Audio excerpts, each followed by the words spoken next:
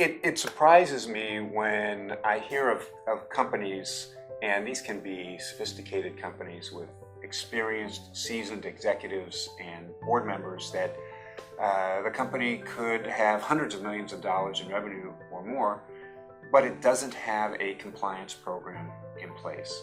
And not having a program like that in place creates real risk for the company as well as for board members and for C-suite executives in a number of different ways. First, it creates personal liability for those board members and executives. They owe a fiduciary duty to the shareholders to manage the company with due care and in an active way, which requires oversight.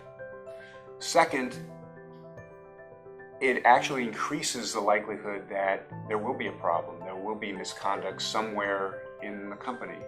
And when something like that arises, it can result in significant harm, financial harm, reputational harm, competitive harm to the company itself.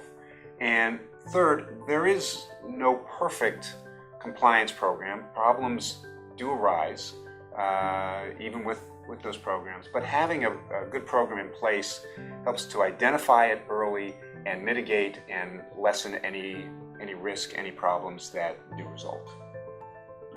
So notwithstanding all of these risks that come with not having a compliance program, it's understandable that management would be sensitive to the costs that are involved in having a program, and that's understandable and that's appropriate.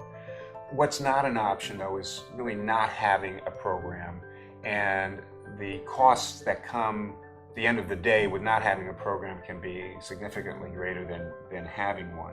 The good news is that there is no one gold-plated standard that applies to all companies everywhere.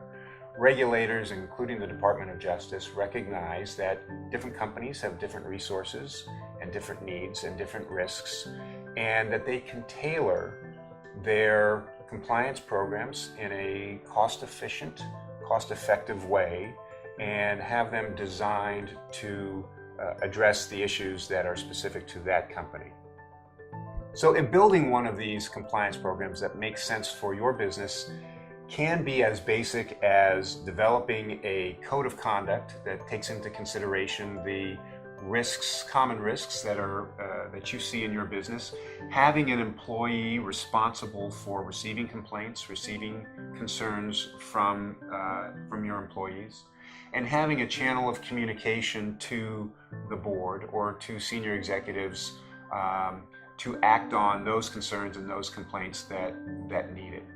So having a basic system like that in place and educating your employees about that program can really go a long way to addressing the risks that are inherent in your business, as well as satisfying the concerns of regulators and shareholders. So be smart about compliance. Make your program cost efficient. Make it specific to your company's needs and risks. That's smart business. But crossing your fingers and hoping for the best is not a smart approach.